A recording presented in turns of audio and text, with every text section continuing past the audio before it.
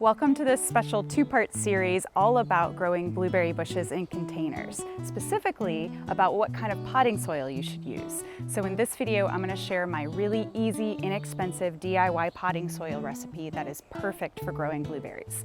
Let's get into it.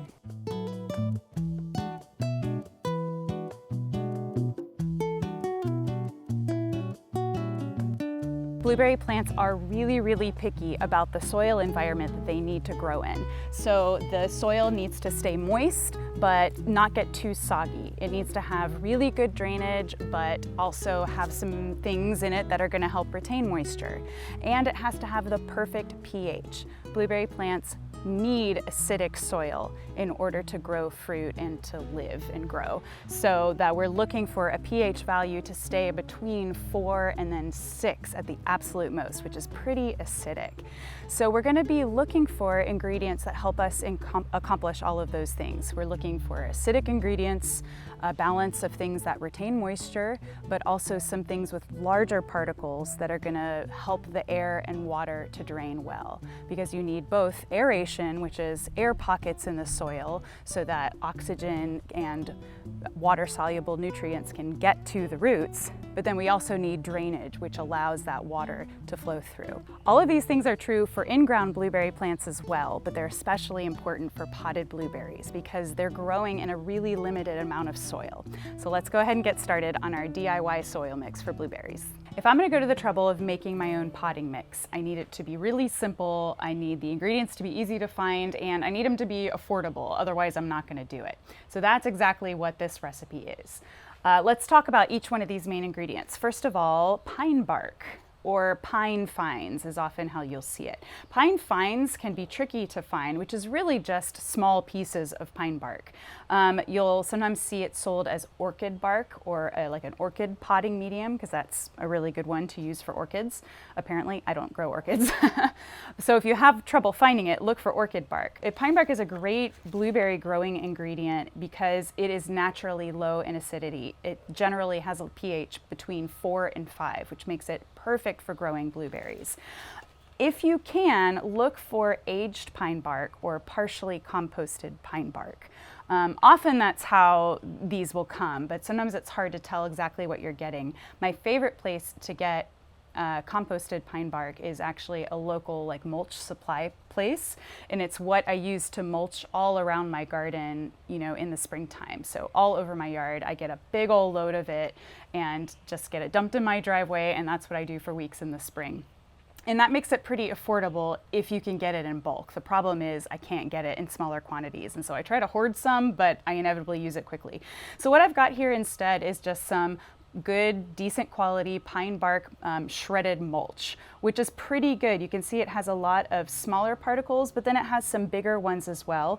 With this, I find you occasionally get really big pieces that you might just want to pull out. But you're looking for pieces that are no longer than 1 inch or 2. So this is a really great ingredient to use, and a little blueberry growing hack, you could just stop right here. Blueberry plants actually grow really well in pine bark alone. So as I go through the rest of my recipe, know that you can substitute pine bark for any part of this recipe and basically stop there, and you've got a pretty good growing medium for blueberries. Next, let's talk about peat moss. This is sphagnum peat moss, specifically Canadian peat moss, and this is a controversial ingredient. If you look up peat moss, you'll find that there's some controversy about how sustainable it is because of how they have to harvest it and how long it takes to form in these peat bogs. And you see a lot of conflicting information. It seems that peat moss source from Canadian peat bogs might be more sustainable, significantly more sustainable than other versions. So I always look for Canadian sphagnum peat moss.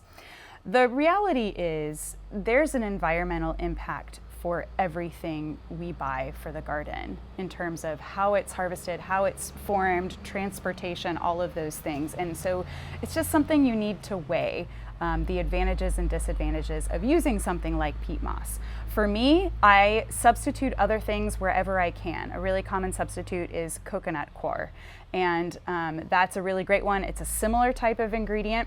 The problem is, for this specific purpose, for blueberry plants, peat moss is a lot better because it is very, very acidic. Peat moss has an acidity between 3 and 4.5, which is very acidic and makes it a wonderful acidifying ingredient for our potting mix and perfect for growing blueberries.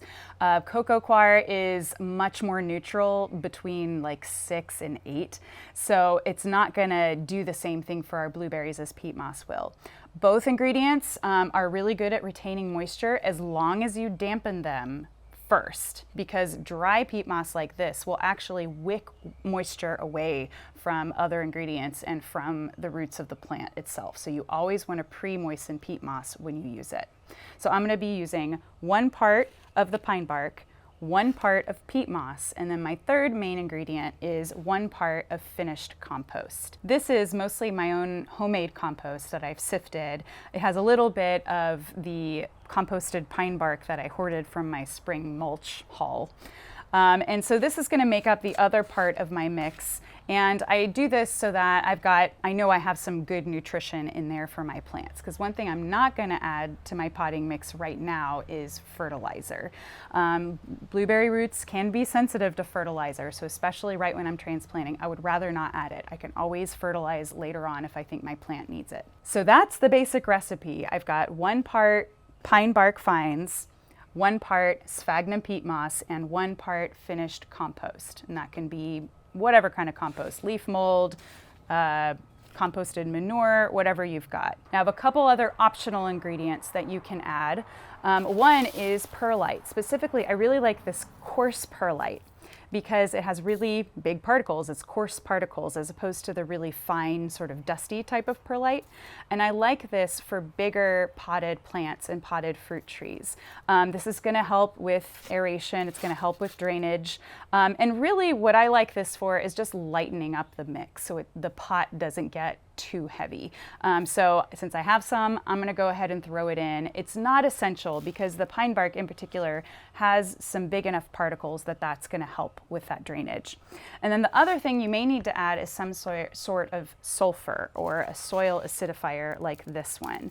Now I'm gonna wait and see and take the pH of my mixture before I decide to add that. But if you find that your pH is a little bit too high, remember we're looking to hover between 4 and 6 on the pH scale. Lower the better. So if you need to lower the acidity of your potting mix, that's how you would do it, is adding a soil acidifier that's made from sulfur, just like this one.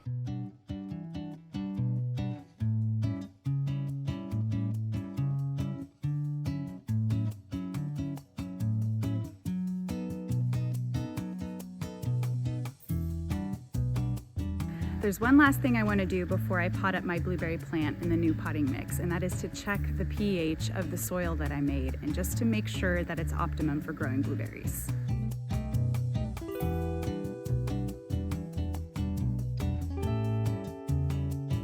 Let's talk about the cost of the potting soil that I made, because that's the big thing, isn't it? Does it actually cost less money to make it yourself and buy the individual ingredients? So let's break it down. The shredded pine bark mulch was really inexpensive. I found a bag for about $3. It was a good sized bag. And then the peat moss cost $16.99 for a 2.2 quart bag. So again, that's a pretty large bag. And then the compost, in my case, was free, which was awesome. But even if you had to buy compost, you can get a really decent quality compost, something like Black Cow, which is composted manure. That's probably $6 or $7 a bag, so it's not too expensive, but if you make your own, it's free.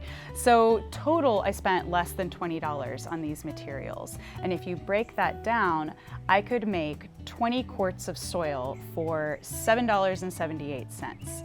That's a decent amount of potting soil. So I'm really happy with that. If you have to add sulfur or anything else, it could cost a little bit more, but just that's going to be a great potting mix for you, even if you only use those 3 ingredients. So if you're curious about how that compares to some store-bought options, stay tuned for part 2 of this series, because that's exactly what I'll be doing. I'll be showing you 3 good store-bought options that I found. We'll kind of look at them and review them, and I'll break down the cost comparison with this DIY potting mix. That way you have some options. And I'm also going to be giving you a few planting tips for actually potting up your blueberry bush, because there's a couple key things you need to know before you start growing blueberries in pots. So if that is interesting to you, stay tuned to part 2. And really, I'm just all about options, whether you make my soil recipe or whether you buy one from the store. I just want you to grow blueberries, and doing it in containers is pretty much the best way to do it for most people. Thanks so much for watching this video. Stay tuned for part 2, and I'll see you then.